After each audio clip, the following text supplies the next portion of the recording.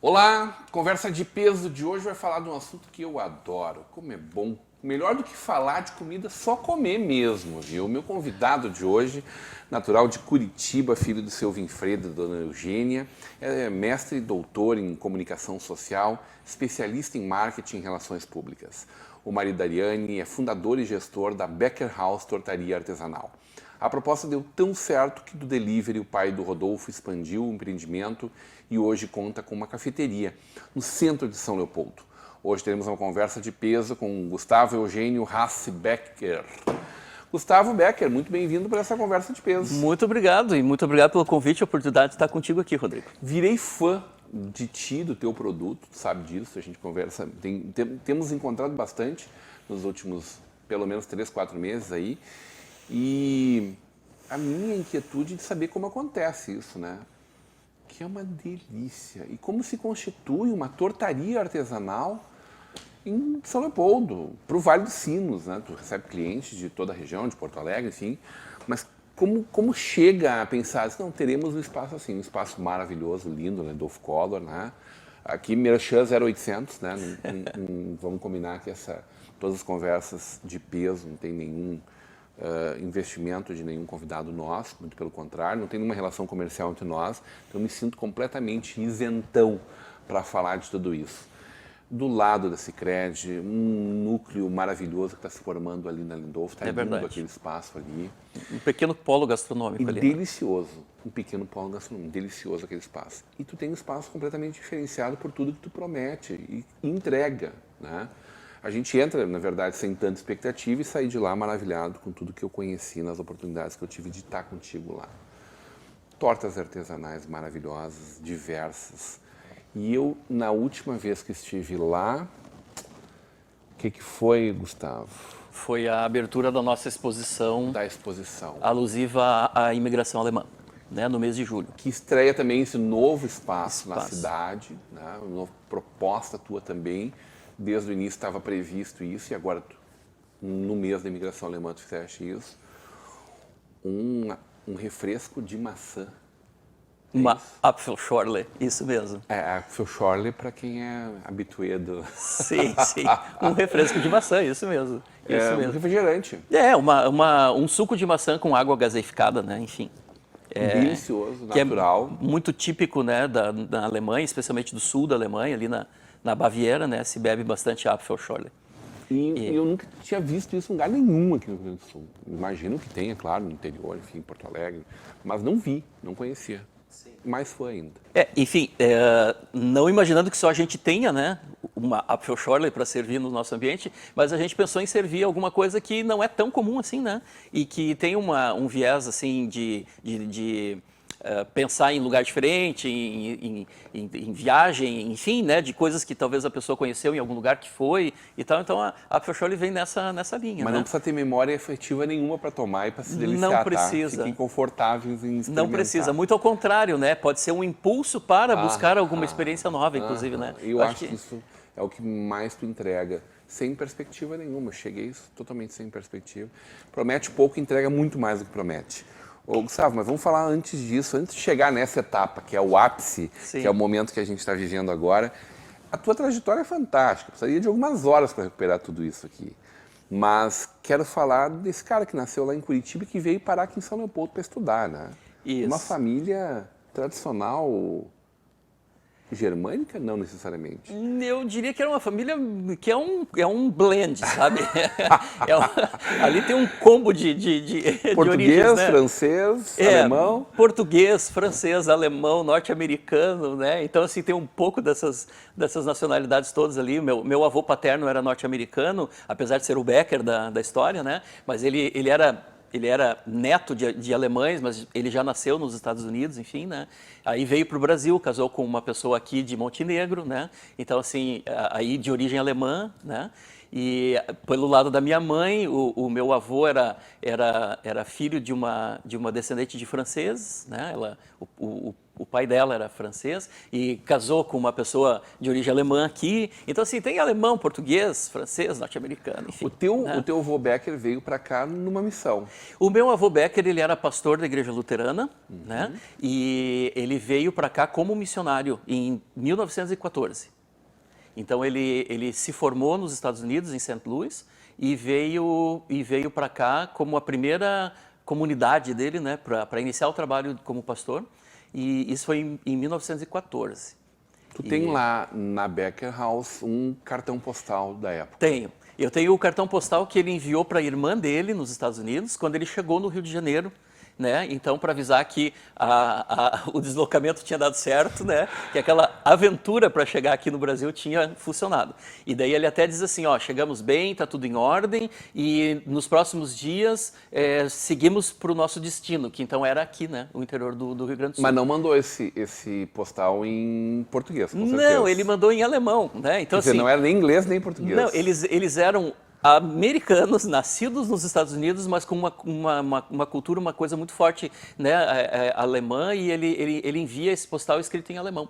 Né? Teu pai também era pastor? Meu pai era também pastor, e ele trabalhou em várias congregações da Igreja Luterana aqui no Brasil, né? Obviamente, ele não trabalhou fora daqui. Então, assim, há um vínculo muito forte, né, das atividades da vida de pastor, né? Meu irmão mais velho é pastor também da Igreja Luterana e eu quase fui.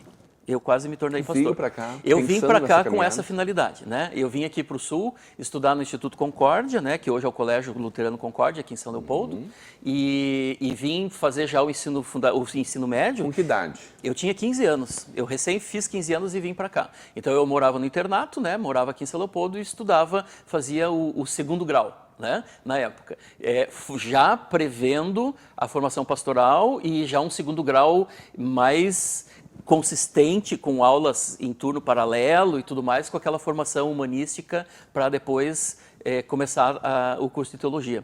Né? Então, assim, na verdade, a gente tinha dias da semana em que tínhamos aulas nos 3 turnos e normalmente nos 2 turnos, né? Porque paralelo ao ensino normal, a gente tinha o reforço todo humanístico. Isso é uma coisa que não tem preço, né? Independentemente de eu ter me tornado ou não pastor, isso vem para... eu carrego na vida. Cultura, né? esse conhecimento, Exato. essa vivência. Então, assim, ter tido a oportunidade de estudar grego, ter tido a oportunidade de estudar latim, e com isso eu não estou dizendo que eu tenho qualquer domínio, mas assim, ter tido o contato com a língua, né? Ter tido a oportunidade de manusear, ter tido quebrado a cabeça para fazer certas declinações, né? Enfim, isso é uma coisa efetivamente que mexe com a tua vida, né? Que te faz uma pessoa nem melhor nem pior, mas diferente. E não voltou mais para Curitiba? O que tu encontrou por aqui? Na verdade, eu nunca, e até um reforço interessante de fazer, eu nunca morei em Curitiba, né? Eu nasci lá porque era um lugar maior, meus pais moravam no interior, então era uma cidade que tinha certas dificuldades, enfim, a questão para suporte, para o nascimento do bebê e tal. Então, assim, como eu tinha um tio que morava em Curitiba e 2 primas que trabalhavam no Hospital de Clínicas de Curitiba, elas disseram, tia Eugênia, vem ganhar o bebê aqui em Curitiba, né? E aí vai ter um reforço, um suporte e tal. Então, foi uma coisa muito circunstancial, né? Eu sou um curitibano que nunca morou lá, né? Mas a gente, então, vivia no Paraná e até os 15 anos, quando eu vim para cá, eu vivi no interior, em Imbituva. Uma cidade que eu prezo muito, que eu tenho muito carinho por lá e por todo mundo que ainda está lá. Inclusive, uma das minhas irmãs, as minhas 2 irmãs têm residência lá, uma passa parte do tempo lá e a outra mora lá com a sua família e os seus filhos e tudo mais, né? Então, assim, vim para cá e por que eu acabei ficando, né? No Concórdia, eu encontrei a dona Ariane, né? Pois é. E aí... constituímos uma família, né? Tempos depois, muitos anos depois, né? E aí a gente, enfim, né? Fiquei por aqui, né? Enveredei para uma outra área, fui estudar comunicação. Por que né? comunicação? Pois é, eu não saberia te dizer assim com tanta precisão por que comunicação, mas eu sempre tive uma predileção assim por um contexto assim dinâmico de trabalho, assim, né? Eu enxerguei na comunicação a possibilidade de múltiplas ações profissionais, né? E eu efetivamente encontrei isso. E nas né? relações públicas nem se fala. E nas relações públicas nem se fala, né? Então, assim, eu não era dado efetivamente a ciências exatas, né? Enfim, é uma coisa natural que a gente tem predileções e tal. Mas eu entendia que eu poderia ser capaz e competente e desbravar caminhos, enfim, né? Voltado para essa área da comunicação. Então foi o que eu busquei efetivamente. Talvez com um pouco de influência também de familiares e tal. Né? E foi desafiador por todos os motivos, né? Eu estava aqui com uma outra intenção, com uma outra finalidade. A minha família tinha um certo preparo emocional para uma expectativa, né, para o meu projeto inicial, né, de profissional, enfim. Então, assim, eu tive que quebrar um pouco todo essa expectativa, né? E enfrentei e paguei para ver, né? Por isso. Mas eu também fico muito feliz assim que no andar do processo, especialmente o meu pai, como um pastor da igreja luterana, enfim, que estava ali com a expectativa de mais um filho que ia para essa área, de ele ter se sentido tão feliz anos depois, né? De me ver fazendo o que eu fazia, né? E de se sentir realizado comigo. Né? Então, assim, isso para mim é uma coisa muito importante, até ter sido possível que ele visse tudo isso. Né? A carreira acadêmica foi natural? A carreira acadêmica, ela foi, eu poderia dizer que foi natural. Eu passei um período no mercado, né, da comunicação, enfim, e depois surgiu a oportunidade de eu ir para a academia e tem uma coisa muito interessante, o meu primeiro trabalho foi como professor do ensino fundamental. Né? Então, assim, é interessante que eu fiz um caminho de ir, retornar e ir novamente depois para uma outra instância, digamos. Né? Mas o meu primeiro trabalho foi onde eu estudei, né? Porque aquele preparo para a teologia, ele era o ensino, no caso, o segundo grau, né? Ele era magistério. Né? Também já pensando que todo pastor deve ser um professor, né? E deve ter aquela formação pedagógica, enfim. Então, nós fazíamos o magistério no Concórdia. E na época, então, o ensino médio lá era o curso de magistério. Então, eu fiz o magistério. Consequentemente, eu me capacitei para ser professor do ensino fundamental. Né? E isso eu posso te dizer que não foi um plano. É porque quando eu cheguei ali, o ensino médio era aquilo. Né? E aí eu, enfim, me tornei um professor de ensino fundamental. E tive a grata surpresa, alegria, enfim, de ser convidado pelo colégio para ser professor ali no ensino fundamental, né? Um ano e pouco depois que eu tinha me formado no ensino, né, no magistério. E aí, então, o meu primeiro trabalho foi ali mesmo. Eu trabalhava quase que dentro de casa, né? Porque então eu estudei ali e depois eu fui trabalhar ali. E ali, então, eu fiz tive uma experiência incrível, que eu volto a dizer, posso depois não ter mais tido aquela experiência exclusiva, mas aquilo constitui a vida da gente, né? Posso não ter ficado naquela experiência, mas aquilo me constituiu também como pessoa. E o mais incrível de tudo isso é ter até hoje contato com aqueles alunos, com alguns daqueles alunos. Né? Inclusive, assim, uma coisa incrível falando nisso. Você era muito jovem, vocês eram... Eu tinha 19 anos. Um pouco mais velho do que eles que estavam ali. Exato. Eu tinha 19 anos. E esta semana, chegou uma pessoa na minha cafeteria e ela consumiu, ficou lá, enfim, fez o que ela tinha que fazer e, de repente, quando ela estava indo embora, eu passei por ela, eu cruzei, bati o olho, eu disse, eu acho que eu te conheço, eu falei para ela, ela disse, eu também tenho a sensação de te conhecer. E aí a gente foi, né, eu disse, onde é que tu estudou? Enfim, bom, resumo da ópera. Ela foi minha aluna nesta primeira turma, quando eu comecei as atividades, tá? Ela até brincou assim, não vamos dizer o ano, né? Eu disse, não, eu vou dizer, foi 1986, né? E daí a gente riu muito e brincou. Então, assim, ó, isso é fantástico, Rodrigo. Anos. Isso é fantástico, sabe? Eu encontrei uma aluna minha essa semana, da minha primeira turma, de 4ª série, ela era da 4ª série, e isso tem acontecido com uma certa frequência, sabe? Inclusive, eu tenho um grupo no WhatsApp com alguns ex-alunos daquela época do Concórdia, da 4ª série, com quem a gente interage. Já puxou ela para o grupo também? Tá chegando, tá chegando. Ô, Gustavo, e aí 21 anos de Ubra? 21 anos de Ubra. Lá por dentro passou por vários degraus, inclusive. Sim, eu comecei inclusive com uma função administrativa, né? E como eu também sempre busquei qualificação, nunca parei de estudar, etc, etc, chegou um momento em que eu estava fazendo mestrado, independentemente de eu ter uma atividade né, de docência e tal, e surgiu a oportunidade efetivamente lá dentro de o meu contrato ser alterado e eu me tornei então professor do curso de comunicação, né? E aí o mestrado estava quase concluído, enfim, e eu já cheguei lá com uma especialização na área e tal.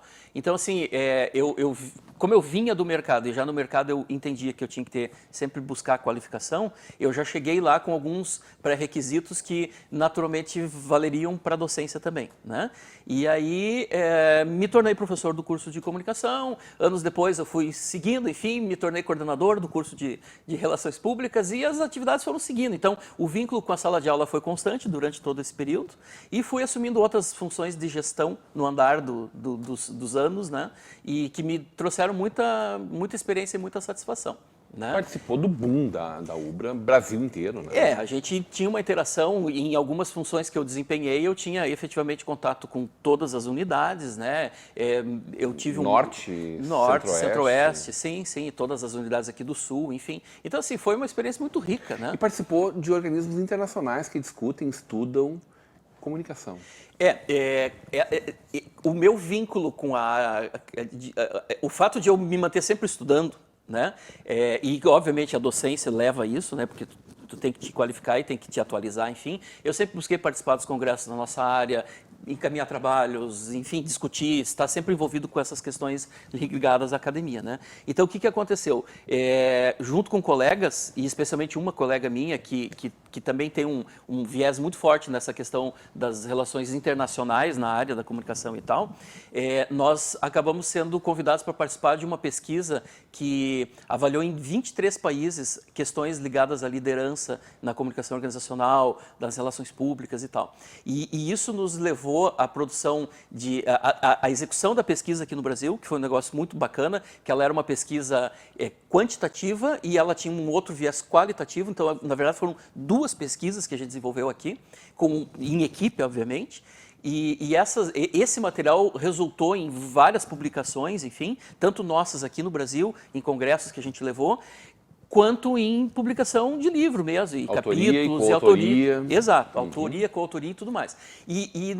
Especialmente uma dessas pesquisas, que foi em 2012, essa de 23 países, que pegou 5 continentes, houve uma apresentação formal dos resultados dela em Chicago, nos Estados Unidos, né? E a gente então teve a oportunidade de participar disso, a convite da universidade que organizou o estudo lá. Então, nós estávamos lá como os responsáveis pela pesquisa. Então, isso realmente foi um momento assim, acadêmico, né, de vida profissional para nós muito, muito gratificante, né? Teve até outras oportunidades depois, enfim, nessa linha, mas esta, eu te diria, até por ter sido a primeira, ela foi muito marcante, né? Eu tô louco para saber se um ano em Munique te ensinou a fazer torta ou a comer torta bem. Vamos conversar sobre isso na volta do intervalo. Hoje, numa conversa de peso com Gustavo Becker.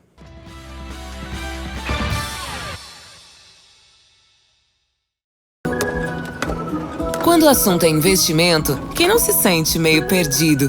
É preciso se orientar pelo mercado, pelos seus objetivos, pelas metas da sua empresa. Por isso que é tão bom contar com o Sicredi, para guiar você na direção certa. Temos poupança, fundos de investimento, renda fixa e previdência. Invista com a gente. Sicredi, aqui seu investimento rende mais do que dinheiro.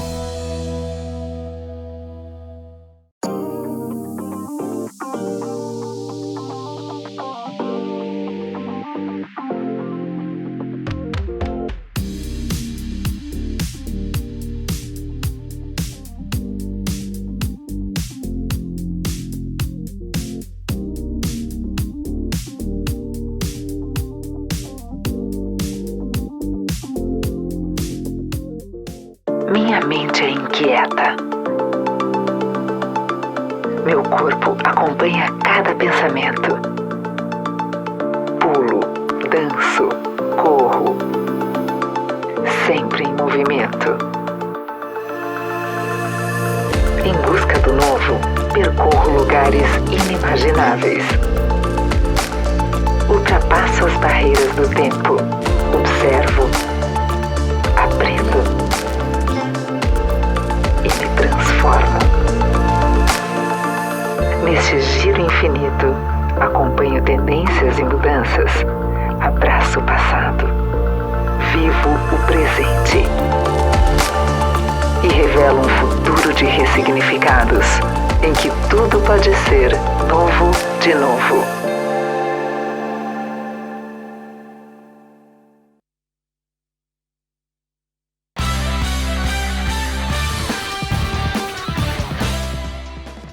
De volta para uma conversa de peso, hoje recebendo o fundador da Becker House Tortaria Artesanal, Gustavo Becker, num oferecimento de Sicredi. Juntos construímos comunidades melhores, Faculdade INH, aqui você vive o conhecimento, Mercator Feiras e Eventos, a gente tem um encontro marcado na Zero Grau, em Gramado, de 21 a 23 de novembro, e o apoio de Locfair, Fechaduras e Acessórios. Ô Gustavo, a gente estava conversando antes um pouco da tua trajetória e a minha provocação foi: passaste um ano morando em Munique, vivendo em Munique, tendo essa experiência internacional. Tu foi lá para aprender a fazer ou a comer torta? Pois é. Na verdade, eu acho que naquela época eu não tinha a intenção de aprender a fazer exatamente como um objetivo final, né? Que hoje eu teria, né? Mas assim, ali eu também tive o contato com uma culinária muito, muito incrível, né? E como a gente sempre teve influência germânica na família, ter acesso a, digamos assim, a fonte daquela produção, isso realmente para mim era uma coisa muito legal, né? Então assim, tive aquelas experiências incríveis de ir para uma plantação de morangos para colher os morangos, depois voltar, preparar a base da torta, botar os morangos, ou seja, desde a colheita até a hora de servir, né? Quer dizer, coisas que aqui na época eu não teria a oportunidade e a experiência, né? Hoje isso já seria uma coisa mais natural, mais comum. Então, assim, aprendi as duas coisas, na verdade, né? Aprendi a fazer e aprendi a consumir em lugares bacanas, a conhecer lugares legais. Foi pessoal fazer, porque tu já fazia isso desde pequenininho. Na verdade, eu fazia umas aventuras em casa, né? E eu contava com o suporte e o apoio afetivo da família, né? E aí, como eu sou o caçula de 4 irmãos, assim, acabava tendo, assim, a oportunidade de fazer umas barbaridades e eles me validavam, né? Então, assim, cheguei um dia a botar bala dentro de um bolo, achando que eu estava transformando aquela massa numa iguaria. Não deu certo. Foi aquela coisa, assim, né? Alguém ganhou o pedaço que a bala estava dentro, A né? bala não desmanchou. A bala não desmanchou, né? Mas o meu pai sempre dizia, muito bom, o Gustavo tem futuro, né? E era muito engraçado, e isso eu demorei muito tempo para processar isso, mas ano passado eu me lembrei de uma circunstância muito incrível que o meu pai disse, que um dia eu teria um empreendimento gastronômico. E quando eu falo isso, eu confesso para ti que me emociona lembrar disso, e isso estava apagado na minha lembrança, né? Na minha memória. Mas assim, meu pai disse isso um dia, né? Que eu teria um empreendimento gastronômico. Muito embora ele imaginasse que eu seria um pastor, né, da Igreja Luterana. Então, assim, isso é interessante, isso tem uma profundidade muito grande. Mas tu estava em Munique, não em Berlim. Em Munique. Mas cruzou a cortina de ferro. Cruzei a cortina de ferro. Tanto para chegar em Berlim, né, que na época para chegar em Berlim tinha que passar pela DDR. Para Berlim? Eu conhecia Berlim também, né, como tu falaste em Berlim, mas assim, aquele cruzar a cortina de ferro para chegar em Berlim foi algo muito natural, muito tranquilo, porque os alemães podiam ir a Berlim, né, então eles só tinham que cruzar aquele corredor no meio da DDR lá, que era a Alemanha Oriental. Agora, eu realmente cruzei a cortina de ferro indo para a União Soviética, né? E foi uma, posso dizer assim, que foi uma aventura, né? Eu tinha uma vontade, um desejo de conhecer a União Soviética longe de questões ideológicas, enfim, mas assim, a questão da cultura, a história, a dimensão do país, né? Aquelas coisas, enfim, a arquitetura de Moscou, a arquitetura russa, né? Que não era nem uma questão de União Soviética, era o Império Russo, né? Sim, enfim, eu tinha uma curiosidade muito grande, né? E era uma coisa quase impossível. Imagina, um brasileiro, enfim. Quando eu chego em Munique e descubro que tinha uma agência de viagens que tinha uma viagem de uma semana que levava turistas, aí tinha que ser em bloco, em grupo, né? Tinha que ser uma excursão para lá e tal. Eu disse, vou entrar nesse ninguém negócio. Larga a mão de ninguém. Ninguém larga a mão de ninguém. E aí o que eu fiz? Eu cheguei para a família onde eu morava, porque eu era au pair na Alemanha, né? Era a minha forma de poder estar lá, eu não tinha recursos para estar lá de uma outra maneira, e aí eu ganhava uma mesada lá na minha família, né? Em troca de serviços que eu prestava para eles, que no caso lá era cuidar do filho caçula deles. Então eu era o irmão mais velho do filho caçula. Aliás, do único filho da casa. E aí eu cheguei cheguei para minha família e disse, olha, tem como vocês me adiantarem a minha mesada? Porque eu queria muito ir para Moscou. Né? E aí a circunstância assim, levei as informações e tal, e eu não tinha aquele dinheiro, né? Daí a minha Gastmutter lá, a dona da casa disse, vamos te adiantar, sim. Ninguém né? achou estranho essa tua intenção? Não, porque na Alemanha se viaja muito, né? É. O europeu viaja o tempo todo para tudo que é lugar. Então assim, uma viagem para Moscou, é possível, pá, é isso aí, Tranquilo. vai, tá aqui o dinheiro. Mas ainda tinha o Muro de Berlim. tinha, Ainda sim, era a União Soviética. URSS, União Soviética. Tanto que, para buscar o visto, né, eu entreguei meu passaporte 2 meses antes da viagem, na agência, e eu só fui receber ele de volta durante a viagem, no correr da viagem, eu recebi de volta o passaporte com o visto dentro. E era um visto solto, uma folhinha lá, russa, soltinha, né? Tipo assim, E tipo assim, eu não tenho prova nenhuma de que eu entrei lá, nem de que eu saí, né? E quando eu saí, inclusive, a imigração pegou de volta aquele visto, guardou e o meu passaporte foi devolvido limpinho, né? Então assim, coisas muito engraçadas, estranhas. Gustavo, o senhor não esteve por aqui. O senhor não esteve aqui, né? E assim, aquela sensação, né, de um jovem ali, como eu era na época, né, entrando, enfim, saindo da adolescência, e aquela situação, aquela ideia de repente, ó, quem está me vigiando, como é que o tempo todo, Assistiu enfim. os filmes de espionagem de Hitchcock? Essas coisas Espião todas. do Frio, Exato. né? Então, como tu já tinha visto essas coisas, assistido esse tipo de filme e tal, tu pensar, quem é que está me observando? Mas foi tudo aqui? lindo, maravilhoso. Foi maravilhoso. Com um pequeno detalhe. Quando eu fui para a Alemanha, eu já não morava mais em casa, né? Porque eu já morava aqui no Sul e tal. Aí meu pai disse assim, olha, eu não tenho muita recomendação para te dar, porque tu já vive fora de casa. Mas eu vou te sugerir uma coisa, não te envolve com os comunistas, né? Mantém distância, porque a gente é um mundo à parte que a gente não, né, e tal. E claro, uma pessoa que teve toda uma formação em outra época, claro. de uma outra geração e tal, não te aproxima dos comunistas, né? Então assim, o que eu fiz? Eu fui para a União Soviética, né? O que eu fiz também? Eu não avisei ninguém da família que eu estava indo. E eu fui... Mandou foto depois, Eu fiz uma coisa muito louca, Rodrigo. Quando eu estava chegando em casa da viagem, eu cheguei de madrugada, eu cruzei por um orelhão na praça que ficava na frente da minha casa, eu fui pro orelhão e telefonei para cá, porque aqui já era de manhã, e eu liguei e disse assim, eu quero contar para vocês de onde eu estou chegando. Eu estou chegando da União Soviética, né? Foi assim que eu dei a notícia. Ô, Gustavo, como é que se encontra tudo isso numa tortaria artesanal? O desafio no meio da pandemia, empregado ainda na Ubra, de fazer uma torta comercialmente, com um fim lucrativo, né? Sim. Uma brincadeira despretensiosa naquele momento. Realmente foi despretensioso e foi uma situação, assim, uma circunstância muito pitoresca, né? E eu vejo, assim, que muitas histórias que eu tenho construído na vida, elas têm um viés pitoresco e eu acho que isso é muito incrível, assim, né? E essa história da tortaria, ela começou de uma maneira realmente muito engraçada.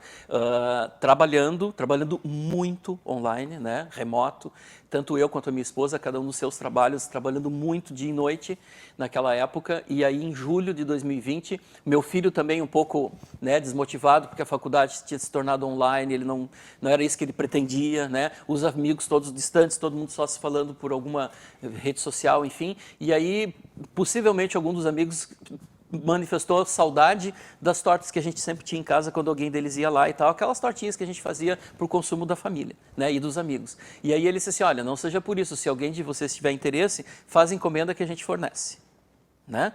E aí aconteceu que fizeram a encomenda. E aí eu disse para ele, mas como é que tu faz isso conosco?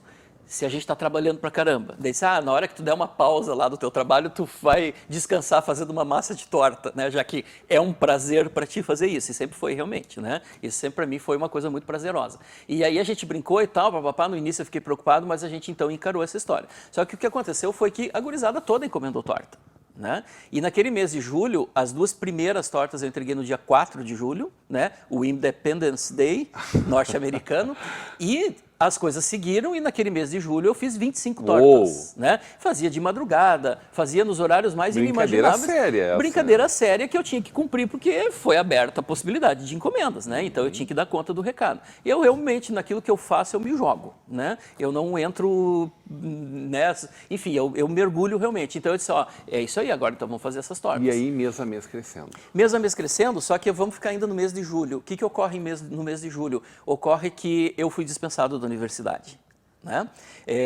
Sabidamente, a universidade tinha seus problemas, enfim, e houve uma decisão naquela ocasião lá de uma dispensa de um bloco muito grande de professores, dentre os quais estava lá o Gustavo, né? Centenas de professores. Centenas. Então, assim, o que ocorre? Acabou. Era uma história que estava finalizada, né? Então, assim, como o meu padrão que eu sempre utilizei de vida foi enfrentar os desafios, o desafio que se apresentava para mim com a maior condição de dar certo naquele momento era continuar produzindo tortas. E aí eu disse, então é isso que temos hoje, é isso que nós vamos fazer, né? Agosto teve mais encomenda, setembro teve mais do que agosto, outubro teve mais do que setembro, e as coisas foram e se avolumaram de uma maneira muito incrível em dezembro para o Natal, né? Quantas tortas? Foram mais de 100 tortas no Natal. Né? E uma coisa muito emocionante, assim, que eu te diria, de a gente imaginar que a gente estava fazendo parte das festas de Natal de muitas famílias, né? E que elas tinham elegido o nosso produto para comemorar o Natal na pandemia. Então, isso para mim foi uma coisa muito significativa, de tal maneira que eu te confesso que eu tive uma crise de estafa quando eu entreguei a última torta. E ela foi, assim, muito significativa, né? E eu disse, cara, isso não é uma brincadeira, eu não encarei como tal, né? Eu levei muito a sério, e eu disse, então agora nós vamos levar isso mais a sério ainda. Virou o Ano Novo, que teve mais um lote de encomendas, né? E aí eu disse, agora a gente vai atrás do Sebrae, né? Então vamos buscar no Sebrae a forma de dar, enfim, a forma de dar forma, né? Para esse negócio. E aí eu passei 2021 construindo um negócio, né? E buscando que foi possibilidades. delivery ao longo de todo o 21? 21 ainda foi delivery, todo o longo de 21, mas já buscando espaço para botar produção inicialmente, que era a minha ideia. Eu tinha efetivamente muita preocupação, porque era a pandemia, tu não tinha noção do que vinha, se ia ficar pior ou se ia ficar melhor, depois ia fechar tudo de novo, se não ia. Então eu não tinha segurança de que negócio eu pudesse oferecer. Sim. Então a minha ideia inicial tinha sido de eu simplesmente transferir a produção das tortas para um espaço no centro da cidade, tirar da minha casa, né? Porque afinal de contas até então eu estava ali negociando com a família o espaço físico, né? Que dia inaugurou a loja? A loja inaugurou dia 14 de fevereiro desse ano, né? E aí, um novo capítulo nessa história. Um belíssimo capítulo novo. O que tem que experimentar quando vai lá? Olha, o Gustavo recomendaria de largada experimentar a Apfeltorte, né? A nossa torta de maçã. Ela, enfim, O que o Rodolfo indicar? O Rodolfo vai indicar uma banoffee. E os nossos clientes indicam, dentre várias, a de morangos nevados, que me dá uma satisfação muito grande porque ela é uma torta autoral e que ela nasceu numa circunstância muito despretensiosa em casa, num dia muito chuvoso, que ninguém queria sair de casa e eu decidi pegar o que tinha por lá e fazer uma experiência que resultou naquela torta. E que hoje ela é a queridinha da casa. Então, essa assim, eu não experimentei, inclusive. Tá aí a tua oportunidade, Puxa então. vida. Né? Ô, Gustavo, conta pra mim, assim, a pessoa vai lá, toma um café, toma um chá, come algum salgado, come um doce, mas ela continua podendo encomendar uma torta para levar para casa, para comer com a sua família, para fazer parte de um momento da família, de uma festividade, de um momento especial. Tu continua com duas operações. São praticamente dois negócios paralelos. Na verdade, assim, sim. Né? O que fez a gente... Canais diferentes de distribuição, talvez. O que oportunizou a existência desse negócio foram as encomendas, né? Então, assim, nós mantemos as encomendas, elas são atendidas justamente, né? Daí são tortas inteiras, de 2 tamanhos possíveis e tal. E, paralelamente a isso, a cafeteria. Com um detalhe de que tudo é produzido ali mesmo, no andar de cima, que eu tenho um mezanino na loja. Então, o meu mezanino, algumas pessoas até pensam que é um espaço complementar, né, da cafeteria, que poderia ser, porque seria muito legal, né? Mas ele realmente é o nosso espaço de produção. Foi, na verdade, o que me levou, né? Eu buscava a produção e acabei, de carona, ganhando um espaço para a cafeteria. Mas temos as duas operações. Daqui para frente, nós não temos que falar mais de torta, nós temos que ir lá comer e tudo certo. Claro. E, claro, a gente te encontra em vários momentos ao longo também pela cidade, né? Claro. Eventos da cidade, vocês estão presentes, vocês estão lá levando a operação também, tanto quanto seja possível. Sim. Recentemente, no No museu? No Museu Histórico Visconde de São Leopoldo. A gente tem a gente fica muito feliz assim pela a identificação que eles encontraram no nosso produto como sendo algo de viés germânico, né? Que também tem. Pois é, mas também. Que é um pedaço. Mas não só, exato. Hoje as nossas tortas elas já têm uma influência muito mais ampla, né? Então assim, elas podem até ter nascido por um viés germânico, mas elas não estão concentradas só nisso. Exemplo disso é a Banoffee, que é uma torta que nasceu na Inglaterra, enfim, né? Eu falo na Apfeltorte, mas a minha receita, inclusive, é uma receita holandesa, né? Da Appeltart holandesa. Então, assim, é uma multiplicidade de origens ali de culinária, enfim. Mas essa inserção com a comunidade eu acho uma coisa muito bacana, né? Eu valorizo por demais isso, porque muito mais do que tu simplesmente oferecer uma torta, né? Ou oferecer um café, eu acho que é uma interação cultural que a gente tem a intenção de oportunizar, né? Exemplo disso é a exposição que tu mencionaste há pouco, que eu tenho realmente um espaço ali que é destinado para exposições, e a primeira foi, aproveitando julho, né, que era o mês da imigração alemã em São Leopoldo, nós fizemos uma exposição com quadros de autores leopoldenses retratando questões ligadas à imigração. Rumo aos 200 anos. Isso mesmo. Adorei falar contigo, e com certeza a Vale TV, chegando com seu estúdio em São Leopoldo, vai estar muito mais presente, participando do dia a dia da cidade, e faz parte do dia da cidade, lá comer um pedacinho de torta também. Tá? Também curti muito conversar contigo. Muito obrigado pela oportunidade. Valeu. Hoje, numa conversa de peso com o fundador da Becker House Tortaria Artesanal, Gustavo Becker. Impressionante a qualidade do produto, e todos convidados a estar lá na Lindolf Collor. Continue com a programação da nossa Vale TV, da nossa rede comunidade de televisão.